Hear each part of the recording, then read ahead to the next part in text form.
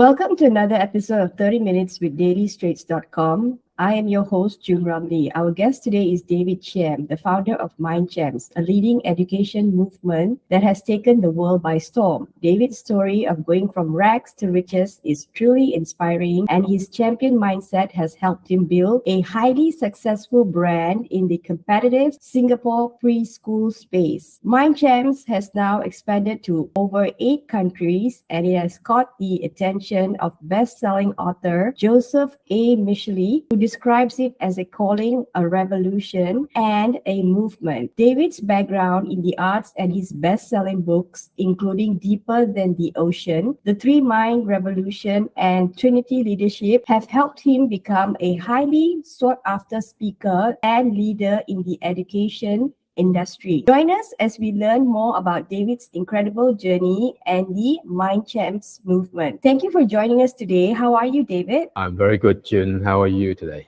I am super well. Thank you for asking. So let's dive right into the question. So David, you have a very interesting background. So can you tell us in your own words your rags to riches story and how it inspired you to create MindChamps?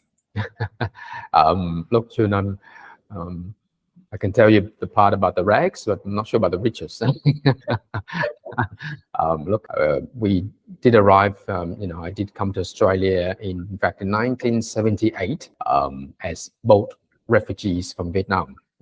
And, yes, we did arrive with absolutely, literally nothing. I still remember the very first time, we stood on Australian soil, land in Australia. It was an extremely emotional moment for my family, as you can imagine, through the whole escape and the whole journey on the boat. But finally, when we made it to Australia and stood on Australian soil, my dad was quite emotional, and he said this, and this left a huge impact on me as a 9-year-old. And at 9 years old, you remember everything. This was a very powerful moment for me. And Dad said that, when we stood on the Australian soil, finally, he was quite emotional. He said, for every one of us that made it, someone died. And those were the real stats of the refugees who they could count that made it. In fact, there were many lost at sea that never made it. And the real stats were that in fact, the stats said that about only 47% made it. So when Dad said that to me, it left a huge, deep impression on me in terms of which form a very important mindset. That is, he literally said that it's our rebirth. That the fact that we are here it's a rebirth. And so it left a deep mindset that said to me that whatever I was going to be doing, number one, it had to contribute to mankind, and there's a reason why you're here, because you could have not been here. We had many relatives who didn't make it, and so and then it also left a very deep mindset to be grateful, just to be grateful for everything that we have every day. In fact, I always say this to our team at MindChamps, that every day, we're actually living in somebody's dream, and some people say, well, really, David? Last week I had a terrible week, life's not been good. And I say, but whatever it is, we're living in somebody else's dream. And they said, no, and I said, well, look, let me ask you this question. When you woke up this morning, in fact, I can ask you, June. Yeah. Yes. When you woke up this morning, what was one of the first things that you did when you woke up? One of the first things. Yeah. Yeah, you're right. Actually, I'm not a lot of people are not grateful enough for what they have. Yes. And you see, most of us wake up, and one of the first things we do is we go to the bathroom, go to the toilet. Yes.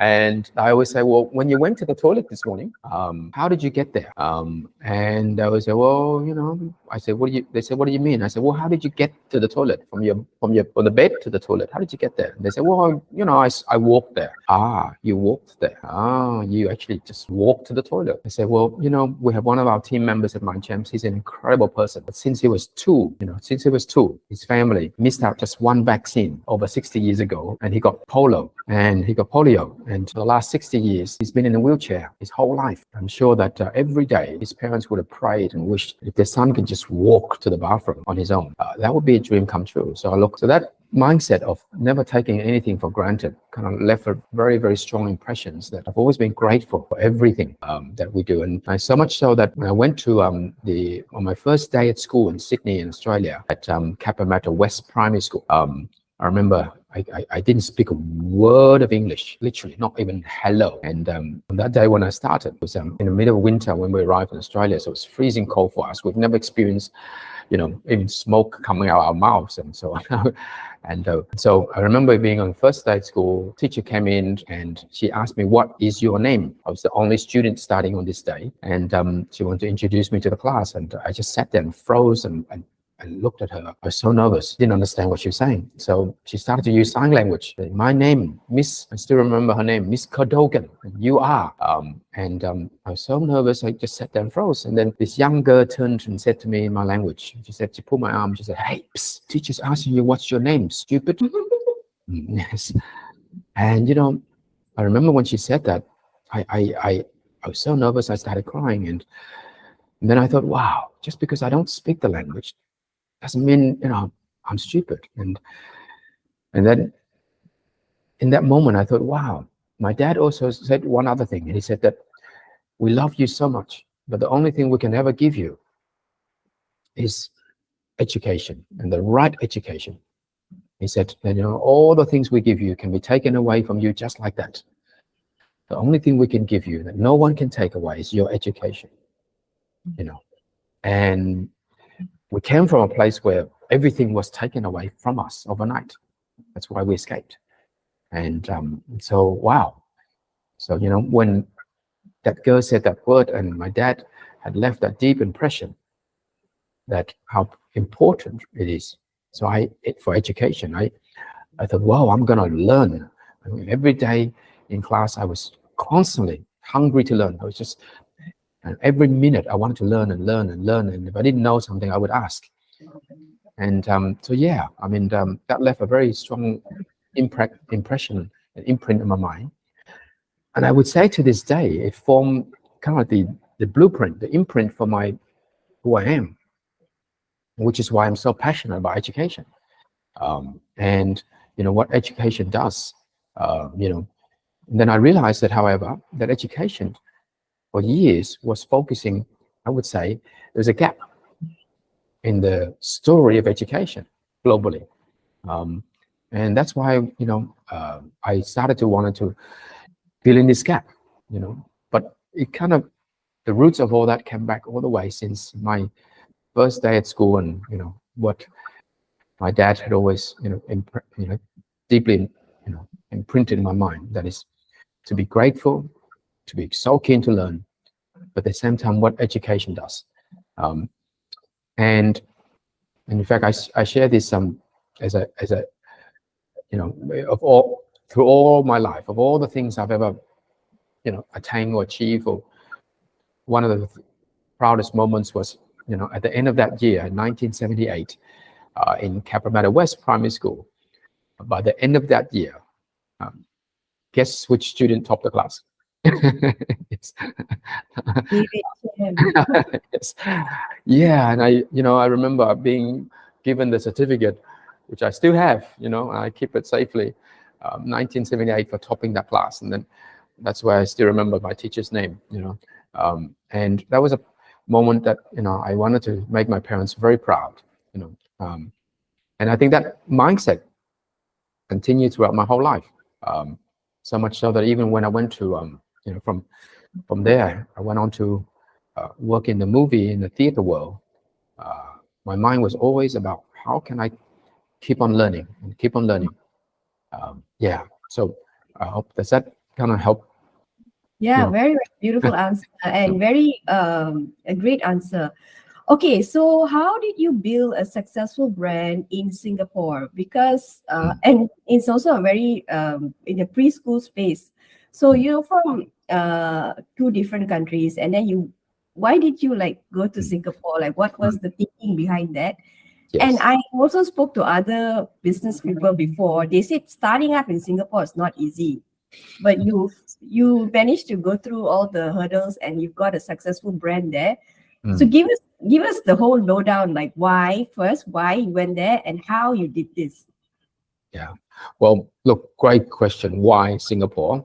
Especially since we started, actually, MindChamps started in 1998 as a very small, tiny, like, when I say small, I mean small, because we had nothing when we started.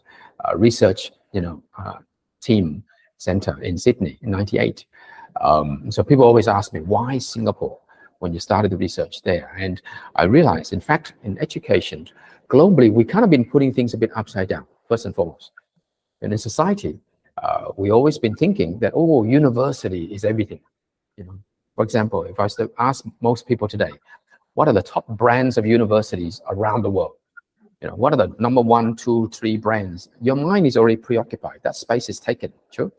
For example, what brands comes to your mind in university? Well, I'm sure brands like Harvard, Oxford, MIT comes to your mind. Sure. They already preoccupy your space.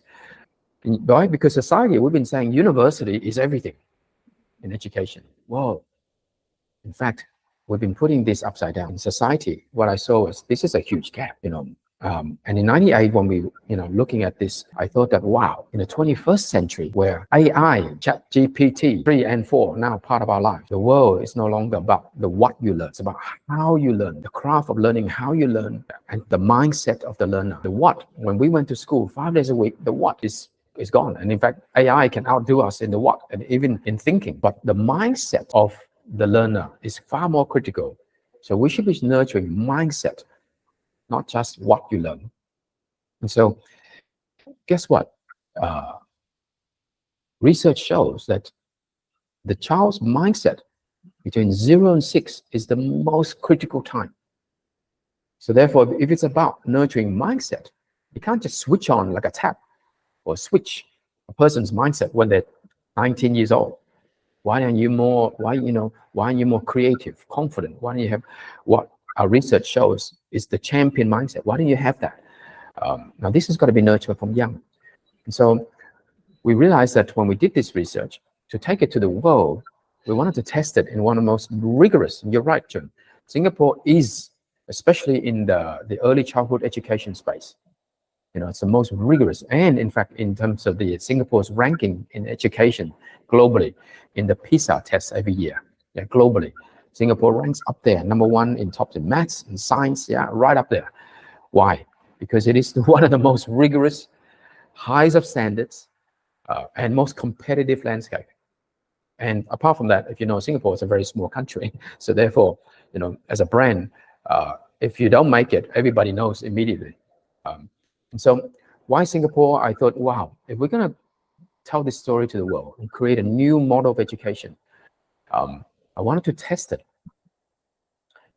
in the most rigorous, most competitive, highest of standards environment. I thought because Singapore, apart from being that, it's also the gateway. Geographically, Singapore is the gateway to the East and the West. And in fact, the world, the Middle East as well. And Singapore, so as most people would know, English is the first language, with Chinese as the main second language.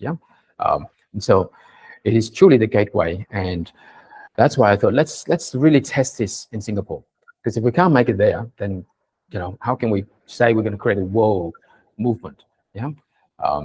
So it was quite clear. In fact, when I decided on that, I remember the professor, our chair of research, Professor Alan Snyder, who at the time was the 150th chair of the University of Sydney.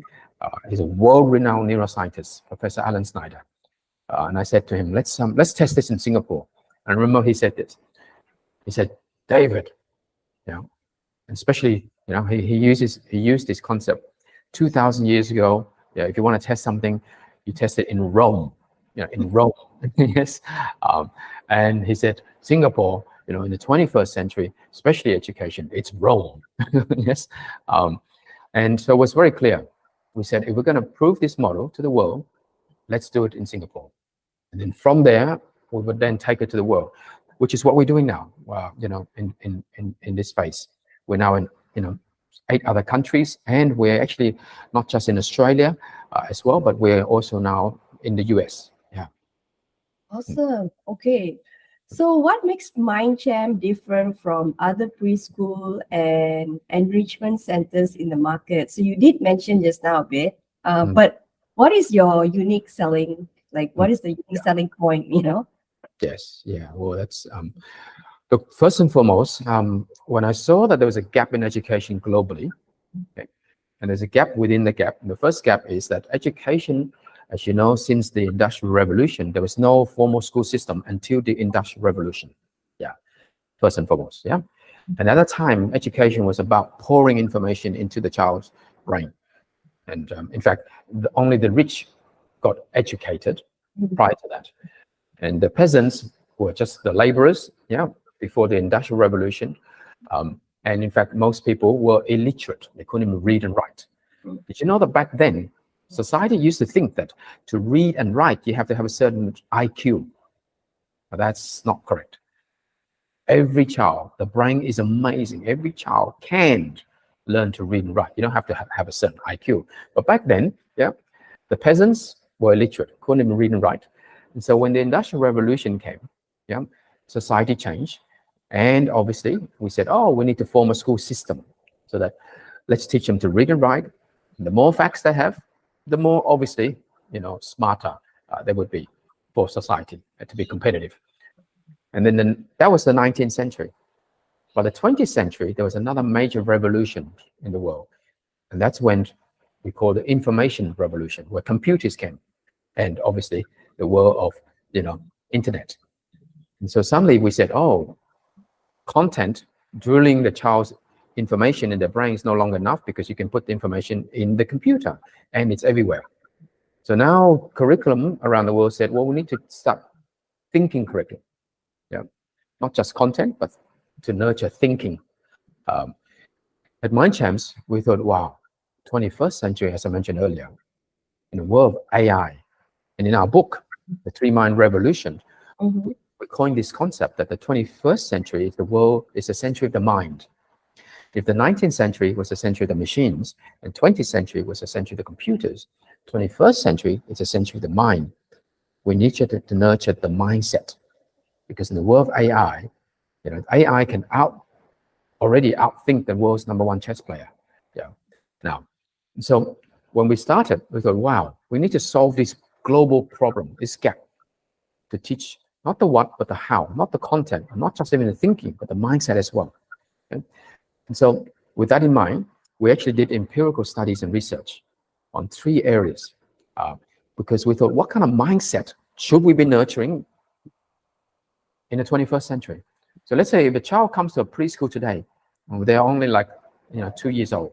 By the time they face the real world, when they finish preschool, primary school, high school, do a basic diploma degree, that's almost 20 years time. What year would that be? That would be the year, 2000, as you know, 2043. Now, the question is, what kind of world would that be? Even futurists can't predict that completely, but we can say what kind of mindset do you need in that world to be competitive? You need to have the champion mindset. You have to have the creative mind. You have to have the learning mind, and not just what you learn, but how you learn. You have to know the craft of learning and love learning constantly. In fact, Alvin Toffler, when we first, came across this book called Future Shock, Alvin Toffler, who is a futurist, said this. And I think, but having said that, I think education system around the world kind of missed this, what he was trying to say. And he said this. He said that the illiterate of the 21st century are not those who cannot read and write. He said the illiterate of the 21st century are those who cannot learn, unlearn, and relearn. Now, in the world of AI, that is so relevant. what did he mean? And then when I saw that, I thought, wow, from our perspective at MindChamps, when Toffler said, the illiterate are not those who can learn, I don't think it's about what you learn. The content is everywhere. Everybody has it. It's about how you learn. It's the art of learning itself. The system didn't teach us that. Then you can keep on loving to learn. So the second part, when he said unlearn and relearn, well, what is that about? That's about mindset. The mindset of the learner. Because if your mindset is not right, there is no unlearning and therefore no relearning. And so when he said learn, unlearn, and relearn, I said that's about how you learn and about the mindset of the learner. So that's what the DNA of MindChamps began with, the research of that. And so we said, what kind of mindset do children need? We said there were three minds: the champion, the creative, and the learning.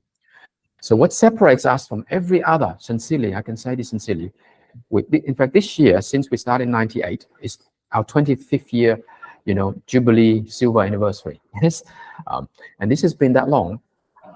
We said we must, if we're going to create a revolution in new model of education, we have to have true, real, substantial research, empirical, primary research in the three areas of how to nurture the mind in the area of the champion, the creative, and learning.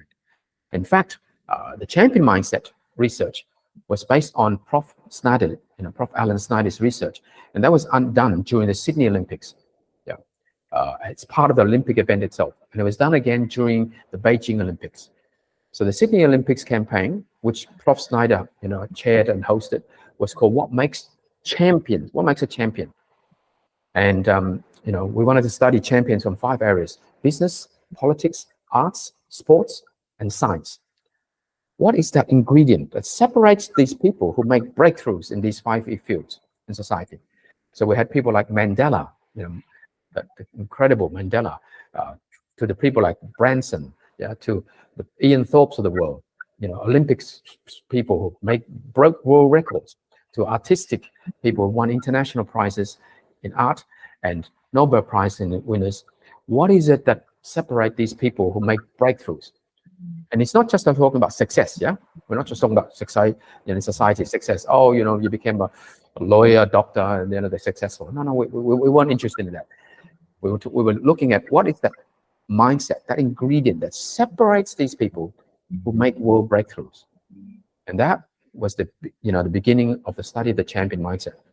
So MindChamps, we are truly the only organization globally that has that empirical research to then go on to create from the research to the practical application of how do you bring and nurture the champion mindset in young children, because that is the time.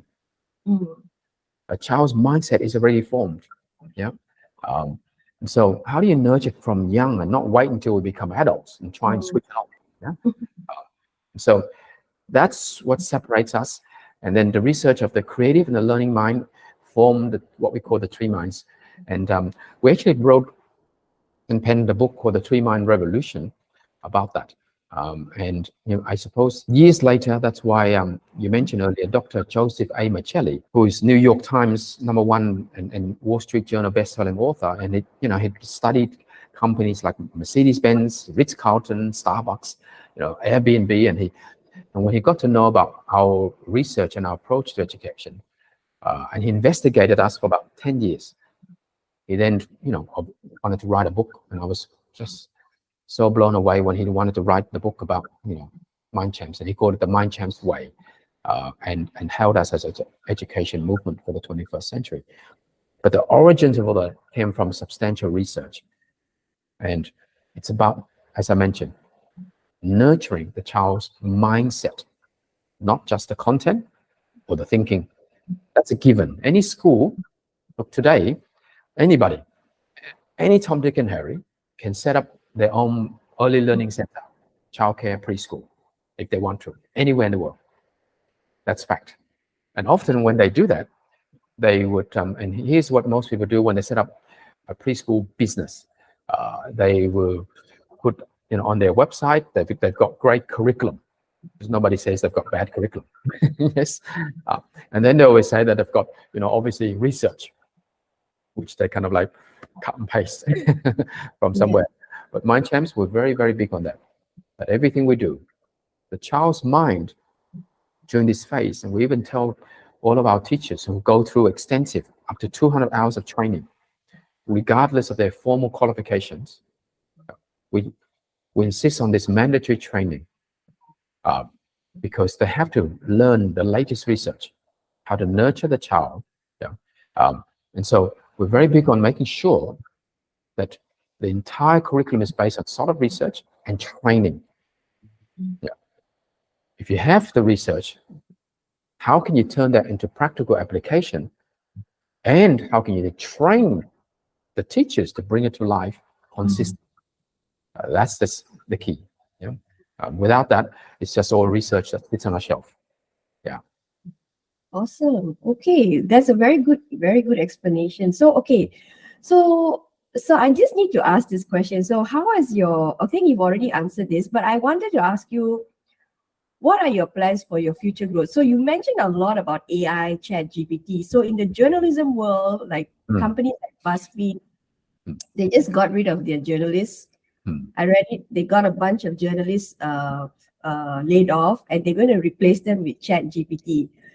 So I don't know about your business, because your business is dealing with a lot of people. Like you need educators, and then your customers, your end customers are children. So do you think your business, basically the preschool business,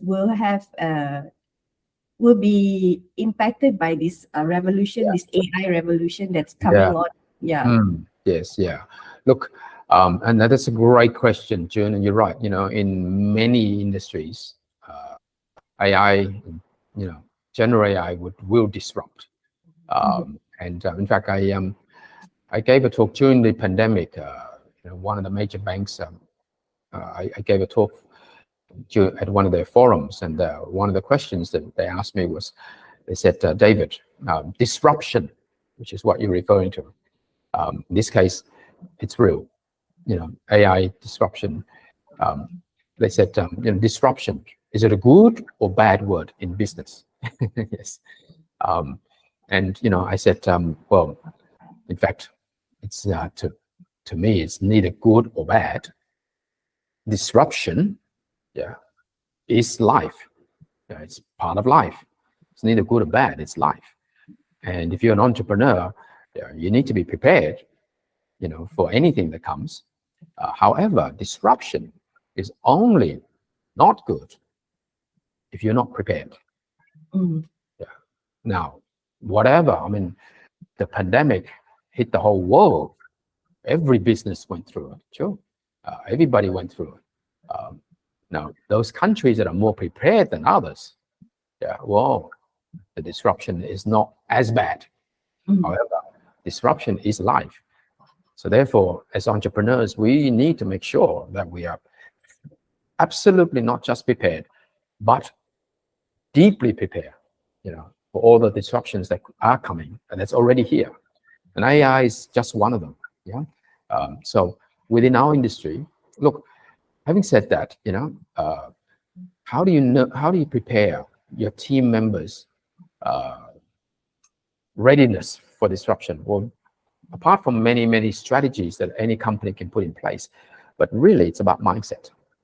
In fact, one of the talks that I gave as well was about, how during the pandemic, how does one company thrive and another fold? Why? And I really think it's about the mindset. How we prepare and nurture the mindset of our people to be resilient, to be absolutely creative, to be able to, with 100% respect, understand the depth of things, but zero fear, to create something uniquely different, to create something from nothing where others see nothing. How do we create something that others see nothing? To see opportunities as a mindset, to see opportunities when others see, obviously the disruption and the bad things. But during those times, how do you see opportunities? And so ultimately, how do you prepare? It's about mindset. Got to nurture that mindset.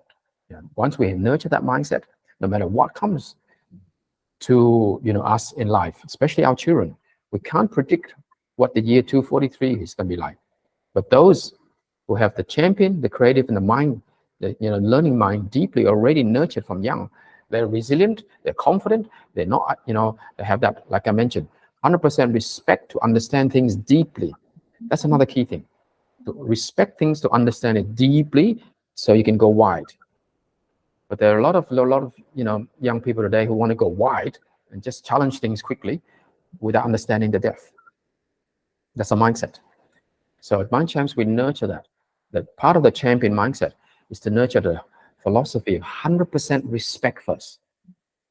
To respect everything, respect other people's ideas and perspectives, to respect the universe, to respect everything. But at the same time, to have zero fear to celebrate what is uniquely you. Now, if every child can, from in our preschools, by the time they get to primary school, they have the confidence when they go to primary school. If they don't know something, and they have the confidence to ask with respect, and then have zero fear to be able to take what they've learned, to create, to synthesize it, and to make it uniquely them. Now, so in our space, nurturing young children from young, fortunately, I would say that most parents probably wouldn't want an AI to look after your 2-year-old. Yes, yeah. Now, having said that, though, the content in education, I believe AI will be able to teach that faster.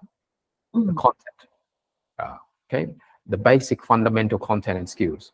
However, what AI will be very, very difficult AI to do is what the human beings we can do. That's why 25 years ago, I said education, 21st century, is not about the content. It's about nurturing the mindset and the values. Values and that human connection. You still need a real human being to be your child's teacher. Yeah, that's so critical.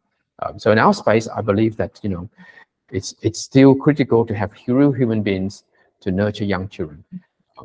But by the time they get to primary school, the basics and fundamental concepts of math and science of that, I believe AI would be able to really teach that so well. Yeah. So teachers, therefore, should be teaching mindset and values, not so much just the fundamental content. I just wanted to ask you, so I did a bit of research about you, and I was very surprised to find that you're a filmmaker. So, and you actually went to AFTERS in Sydney, if I'm not mistaken, right? Did you take a, so okay, so how did that background in the arts influence your work in education? Because they're two different things. And how did you incorporate that experience of filmmaking into the MindChamps curriculum? Yes, well, look, you've done your homework. Yeah, look, you're right. Great question. You're also right that my background in both theater and the cinema world has, massively influenced how I see education. But why? Yeah. In fact, in 1984, this is how my career in the acting world started. Yeah. In 1984, wow, that's a long time ago. That's about 39 years ago. Yes. Yeah. Yes. Yes. I was 14, so you know my age now. Yes. In fact, in 1984, in Australia back then, there was no Asian that had ever been casted in a starring role. And so in 1984, I was the first Asian Australia casted to star in a drama series. Yeah. And so that shifted my whole paradigm in life. Yeah. Because prior to that, my dad had always said I was going to be a doctor. Yes. And that was a very different, different direction. But so at 14, when I got casted in that role, my whole mind and world opened up to something very different. And I got to learn at 14 the entire professional world of storytelling. In fact, I was so hungry to learn. I loved it so much. I loved the notion of being able to tell stories to the world that could make a difference. And as you know, as I shared earlier, at 9 years old, I really wanted to, everything that I was going to do, I wanted to make a difference. And so I thought, wow, through storytelling, such a powerful way to be able to really reach human beings and tell stories to make a difference. Yeah. Now, so when I then finished my HSC in Sydney, I didn't go to medical school. I went to acting school. It wasn't easy to tell my dad. Yes. As you know, we came as refugees, and obviously he would have wanted me to, at that time, in society's terms, go and do medicine, sure. I'll become a doctor. So when I told Dad I was going to study acting, it was a big thing. Yeah. I even had to wait until I auditioned and got into the school before I told him, because just because you get the marks, if you get the marks, you can get into medical school. But just because you get the marks doesn't mean you get into acting school. Yes, because every year they audition 30, and they take, and I remember they audition all around Australia and New Zealand to take 30 students every year. And so I had to wait until I got in, and because of my prior experience, I managed to get into that school, and it was called the Theatre Nepean. And so I studied that first. It was a Bachelor of Theatre, performing arts. So I studied acting first, and then after that, I realized that I want to go deeper. So I went to the University of Technology in Sydney and studied, did a Bachelor of Communication and majored in film, in cinema.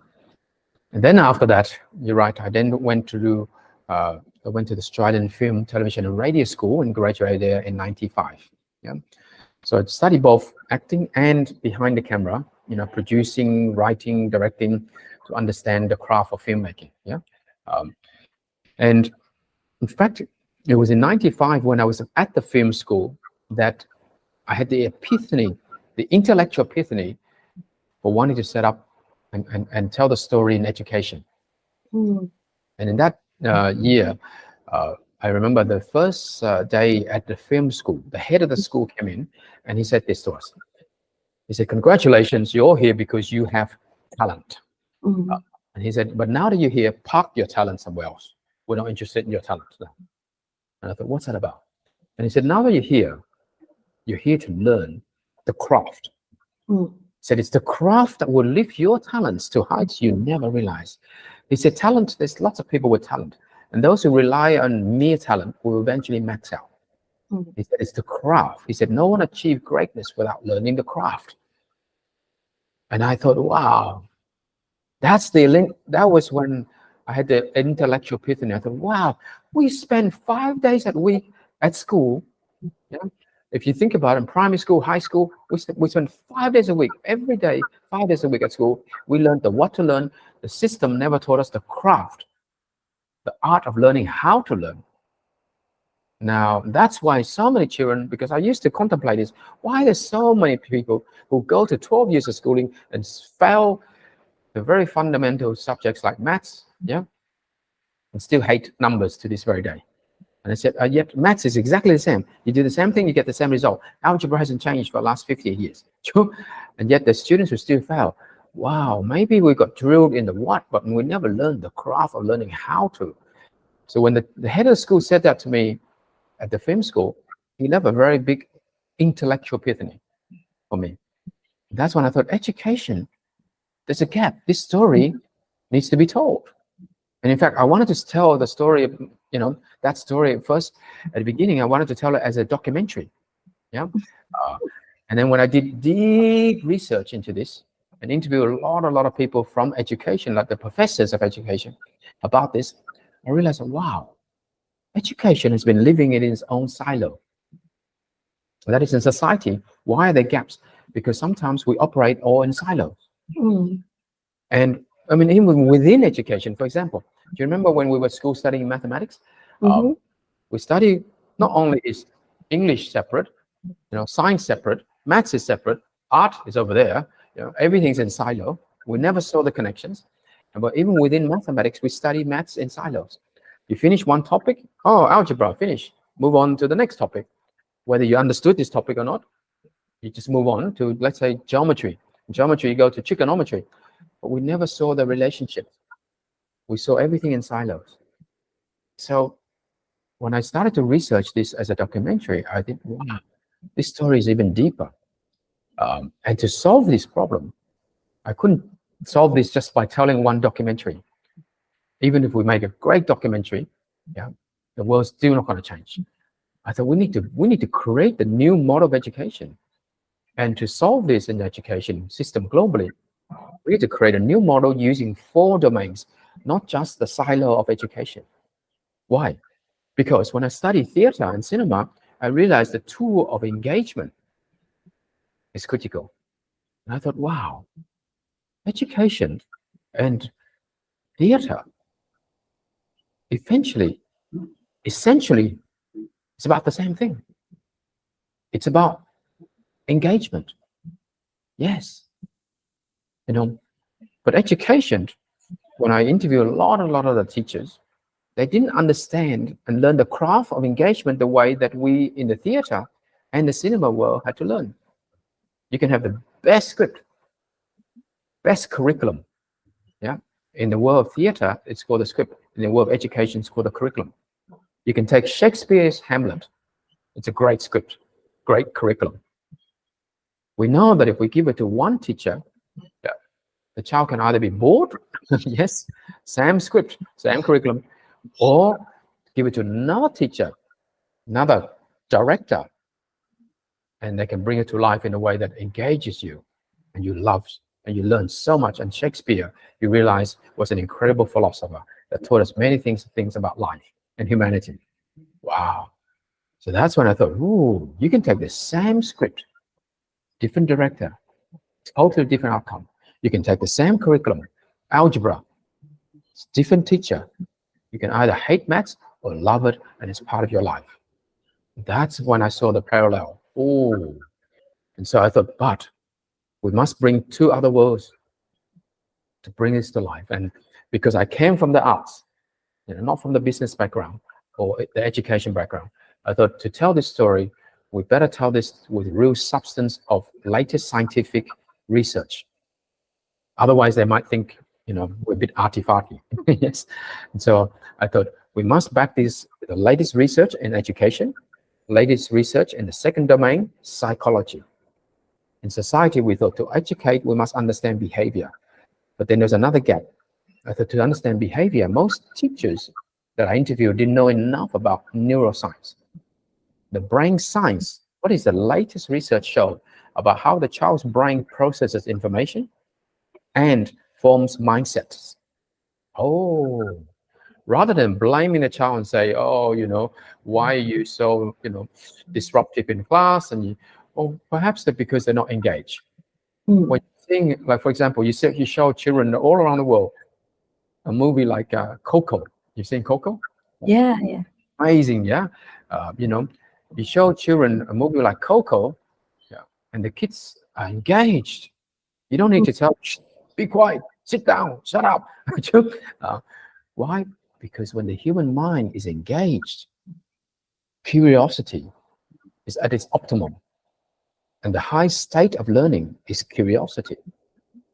So when a child's mind is engaged and curious, yeah, they love learning.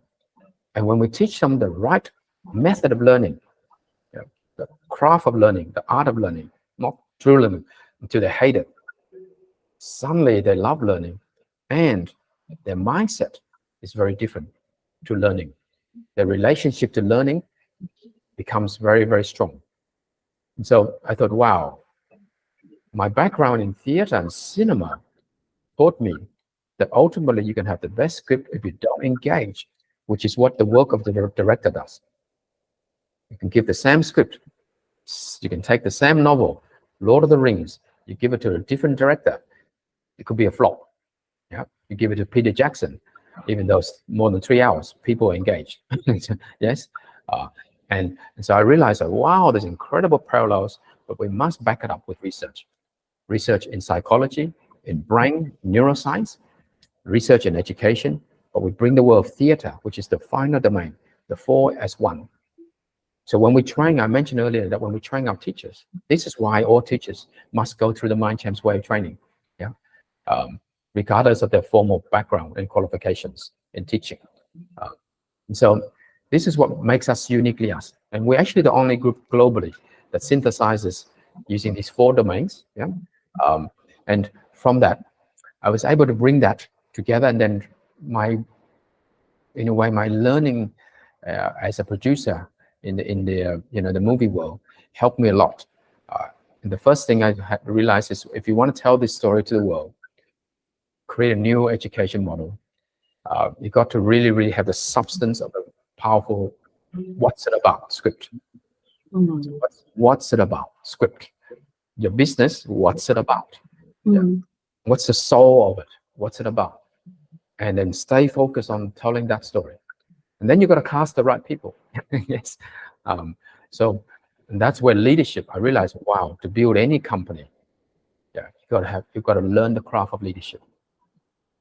Got to learn the craft of leadership, because until you have great leadership in any organization, and any organization is a reflection of its leader. And so we're very big on that. We actually create a unique model of training for leaders at MindChamps.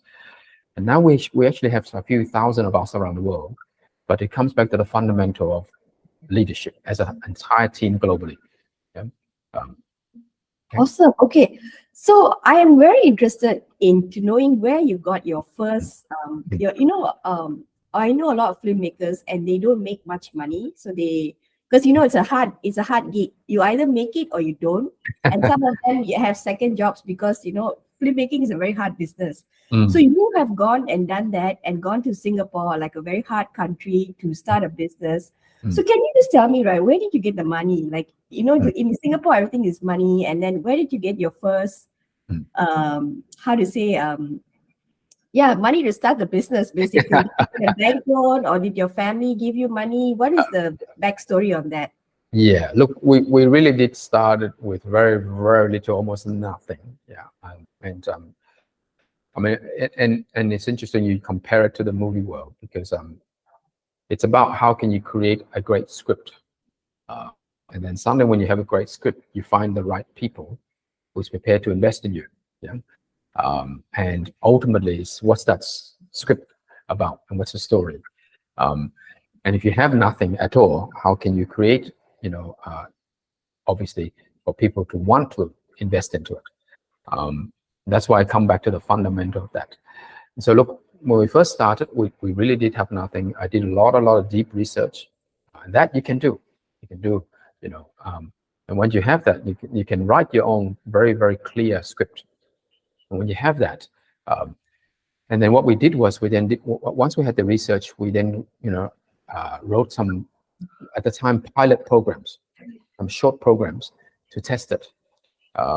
And so from that, we kind of like tested that. And when we tested it, we then took it to market to kind of like, in a way, pilot test it with a small audience.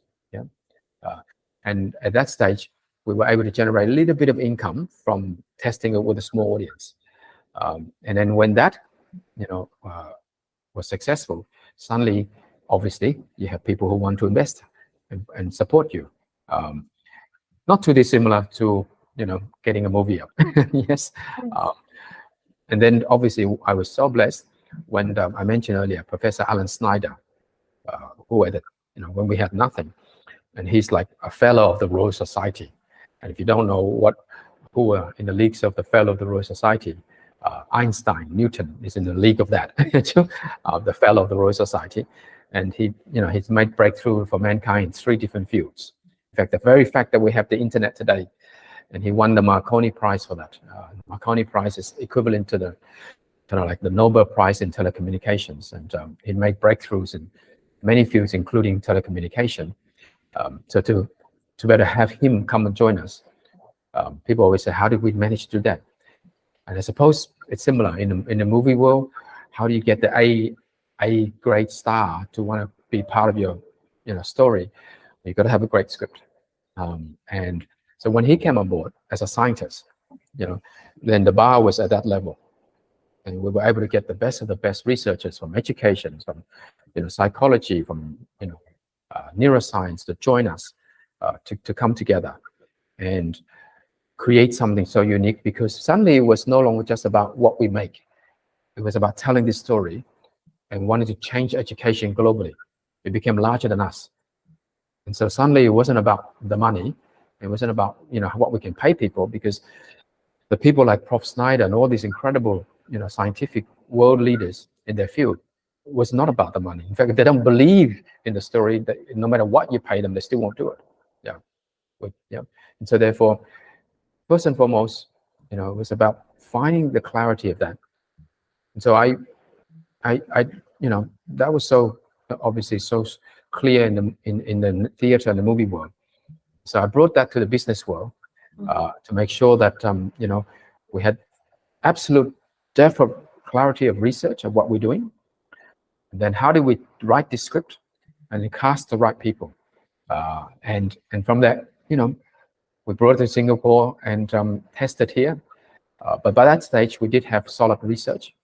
And because we had the research, it catapulted us to separate us. In fact, when we came to Singapore, I said to the team that, very few of us back then, I said, we're not just, if we were at the Olympics, we're not just at the starting line. And in business, the first 100 meters is a sprint. If you don't make it through that, you're left behind already. And I said that, we're not just at the starting line. We're 30 years behind some of the most established preschool brands of Singapore.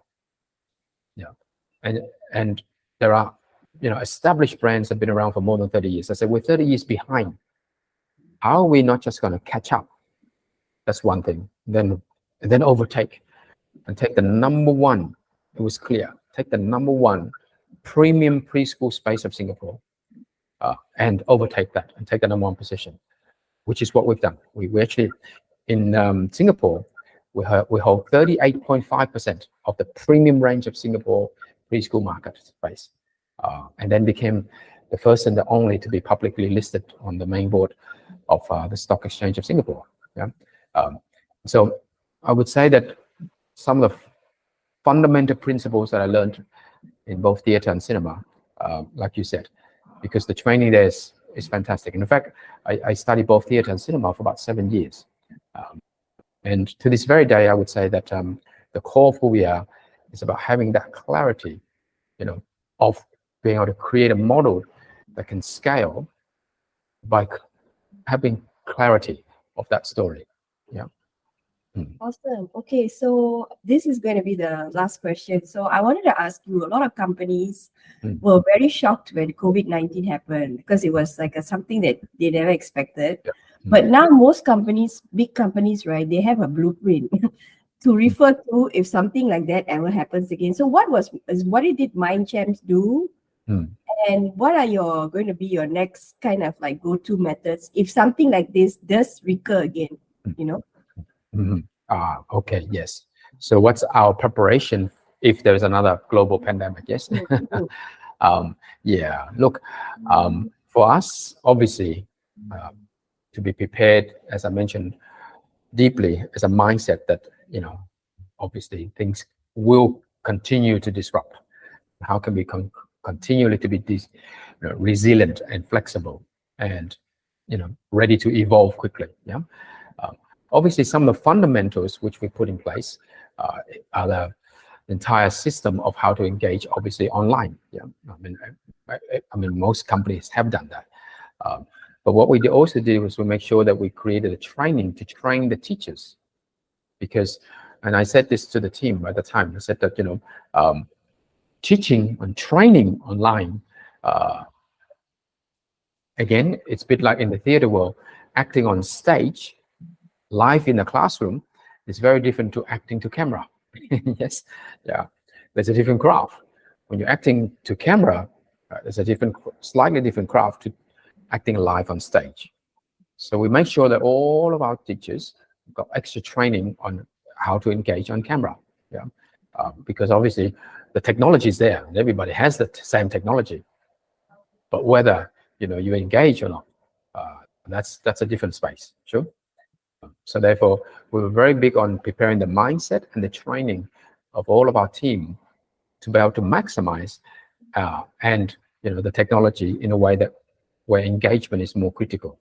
So we've been investing quite a lot on that space to make sure that obviously our online space is not just ever ready, but in terms of creating something that's far more engaging and training the whole entire team to be prepared for that. And creating our own few studios so that we can engage students using multiple cameras as well. And so those are the things that we put in place. But I would say ultimately, it's about leadership and training leaders and what we call at MindChamps 360-degree leadership. So from every person is a leader within their own space. We even have this acronym called CIC. That who's the CIC, which stands for Commander in Charge. So every single person is the commander in charge of their area. You are the leader of that. Take charge. So we train that mindset. So if everybody has that mindset to be the leader in the area of charge, they can then be empowered to keep on evolving, and coming up with new strategic, creative ways to obviously operate and to create. So that's one of the things that we've done to program not just the skill set, but to nurture the mindset of our team. I think that's far more critical. That's the most valuable commodity in the 21st century. Right? In fact, Prof. Snyder said this. He said that what makes a champion, it's not the skill set. What makes a champion is a champion mindset. And it's a champion mindset that's a transferable commodity, not the skill itself. Like you mentioned earlier, some of the industries, AI, if you're only very good at, like, for example, typing and programming certain things, so AI can outdo that skill set fast. So it's not the skill set, it's the mindset that is the transferable commodity. And therefore, what we heavily invest in is nurturing the most valuable commodity, the mindset of our team. Okay, but I have a follow-up question. That I got a lot of complaints from parents saying that online learning is not suitable for young kids because they don't have attention span. And you saw during the pandemic, the parents were also at home working from home. So they had a hard time juggling full-time work. And then on top of that, they had to look after the kids to make sure the kids were engaged with the online tutoring. So how did you overcome that? How does MindChamp overcome short attention span for children? They cannot do online training like university students, you see. Yes, no, that's a very good point. In fact, obviously for the early years, preschool, it is ideal to be live, obviously, for young children. Having said that, during the pandemic, when we ran online and activities and lessons, sincerely, we because we train our teachers on how to engage. As I mentioned, just because you're a great teacher in the classroom doesn't mean you can engage online. But when you learn the craft of engagement online, and we use special ways to engage them with certain tools, the children at home were actually far more engaged. And in fact, it was amazing. Most of the parents said that by the time, even though the pandemic and it was fully locked down, at a certain time when the child is online, the parents said the child was totally engaged, and they would be with the teacher and connect with other children, and they would feel like they're in the classroom. So it's truly about training our educators, our teachers, how to engage. Okay. In fact, you can have, like I mentioned, you can have the same script, and you can have the same technology shooting thing. You can have $100 million, special effects movie, but if you don't engage by creating incredible, characters that engage the curiosity, the relationships, you feel nothing. True. So it's not too dissimilar to that. But obviously, for most parents, yes, they do need to work. So therefore, during the full day, it is still ideal to be in an environment when children can literally physically play with other children and learn together. That social, emotional, engagement is critical. But obviously during lockdown, we still have to be able to engage the students at home. So, But what we can say to you is that our parents were they were very grateful that we could engage the children for those hours. And in fact, most of them, especially in Singapore, all of our what we call champs, they wear the MindChamps uniform. And the parents would say to us that the moment the child, just even at home, the moment at 9 a.m. when they put on a uniform and they hear the teacher's voice online, they're already there. Yes, yeah. And yet at home they're just running around. Yes. Why? Because the mindset of learning is positive at MindChamps. So the moment they hear the voice of the teacher, it's a positive feeling. So non-consciously, they're already, wow, I want to learn. Yeah, we have many children, who come to our preschool, and when the parents pick them up, and sincerely, I went into the lift of our headquarters once, and when I was going downstairs, there was a child whose grandfather came to pick him up, and as we're going down the lift, I could hear him just like almost crying, complaining to his granddad, why you pick me up so early? Why are you picking me up so early today? Yes, because he loves learning there. And just like us, the moment we have a positive relationship to something, I mean, if you have a positive relationship with a person and you meet up with each other, you just share everything and you engage with each other. But if you don't have a positive relationship with another person, you see each other, there's not much to talk about. Sure. So learning is the same. It's about how do we nurture that, whether it's online or at home. And it's not about screen time, because we're not talking about playing games on a computer game all the whole day. We're talking about live interaction with the teacher and other children. Yeah. In fact, what was amazing as well was during that period, the pandemic, we had our children here with our teacher in Singapore and our children in Australia live at the same time, where they had two teachers on both sides, and the children would be able to interact with each other. Yeah, the children in Singapore would be sharing the unique things about Singapore culture, and the children in our young champs in Sydney centers, of MindChamps centers in Sydney, were able to share the unique, cultural things about Australia, and the engagement between each other truly was inspiring. To see young children of 4 or 5 years old discussing concepts with each other on the other side of the world. And that's what really engaged them. Sure. But we have to train the teachers how to lead that whole process, not just put them on screen and watch each other. So it's not just about screen time. It's about interactive engagement, creating curiosity. Awesome answer. And I would say business is the same. Okay, that's all the time that we have for today. Thank you so much for joining us, David Chiem, and sharing your inspiring stories and insights into the MindChamps movement. So, so David, it's truly amazing to see how you've turned an idea into a global movement that's changing the education landscape worldwide. So I wish you continued success in your future endeavors, and we hope our listeners will have a good learning, learn something valuable today. So stay tuned for more exciting guests and topics on our podcast. Thank you.